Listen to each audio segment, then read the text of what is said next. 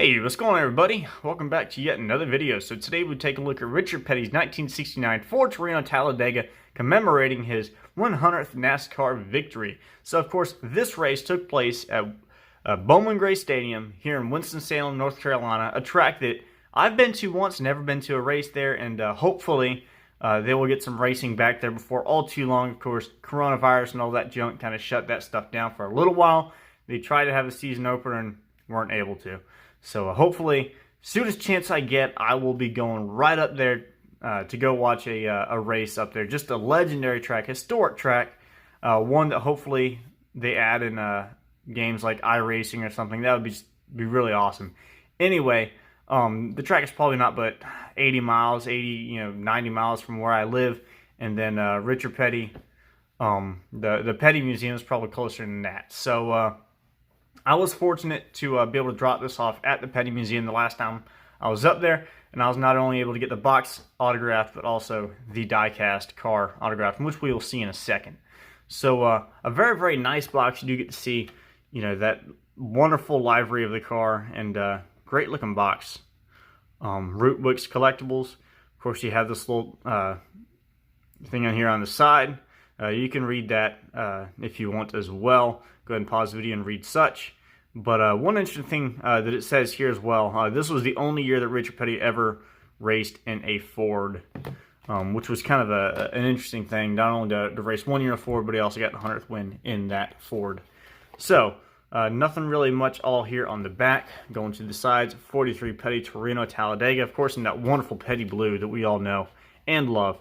124 1969 Ford Torino Talladega, 429 cubic inch Super Boss Hemi Killer. So we'll see all that. But all, again, pretty much the same thing here on the side as well. Alright, so going on to the car, just an absolutely beautiful looking car, that Petty blue that we all love.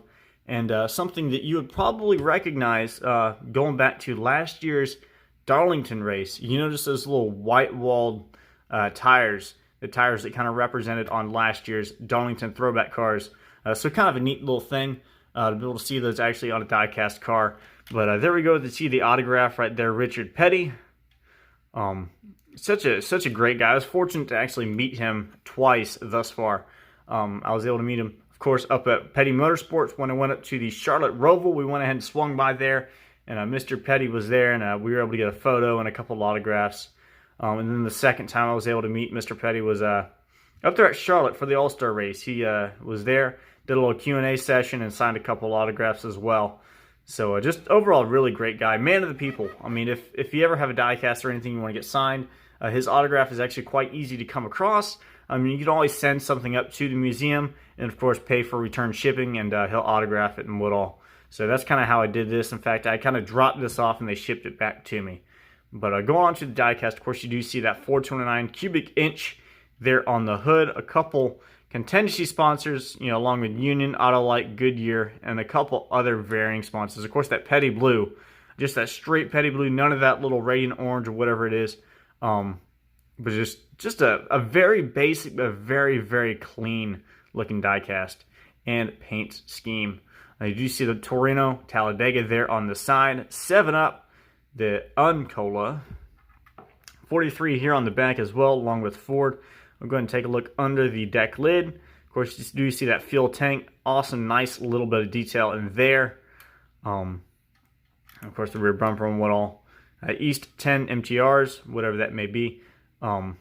Torino Talladega, 7-Up once again, and the 43 Petty along with the side as well. So going on to the bottom of the diecast, this thing's really got some weight to it because it really is a die-cast car. Not a whole lot of plastic really to be seen on this die-cast much at all.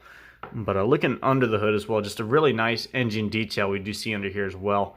I'll get some photos of that after the video concludes as well.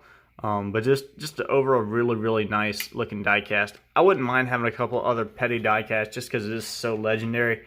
But for being my first Richard Petty die-cast, this one was a pretty cool one, and I was able to find it for a pretty reasonable price. And just always to try to find something that commemorates something. And for it being up at Winston-Salem, for Bowman Gray Stadium, that was just kind of neat as well. But again, I do hope to be able to make it up to Winston-Salem before all too long. I do want to actually start a series that I'm kind of thinking about going to local racetracks. Just something I've always appreciated, going to those local racetracks. Here I have Mingen, North Carolina. There's so many racetracks up here pretty close by. We have the Cars Late Model Tour that runs around. Just an outstanding series. Couple drivers that have kind of come from it. In recent years, of course, Sam Mayer actually won the race here at Wake County Speedway, a very, very small quarter-mile track up here near Raleigh, North Carolina. So I was able to see that, get Sam Mayer his first Cars Tour win, along with Josh Berry that has also raced there and raced in the Cars Tour. I'm actually supposed to be going up to a racetrack here in Orange County, Rosemont, North Carolina this weekend, and I hope to actually do a little bit of a documentary of that race. Just to kind of start a new series and kind of get appreciation for this little, short tracks, just to kind of give them support. I know the coronavirus really kind of hurt those tracks, so any chance I get to kind of go out there and support those guys, I mean, that's the basis of NASCAR. That is the ground roots. It doesn't really get any more grassroots than those little short tracks, especially like the one up here in Wake County Speedway. That's been here since the 60s. Started out as a dirt track, got paved in I think the 70s or 80s.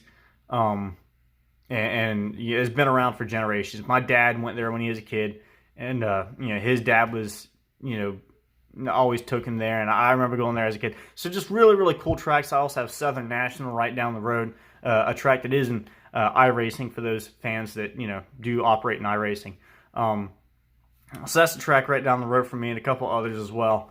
But yeah, so look forward to that and look out for that. Hopefully I'll be able to get one of those videos up. Like I said, I'll be going to a race this weekend actually, so hopefully it won't come up soon. Anyway, thank you guys for watching. This is Ryan, and I am signing out. All right, guys, take care.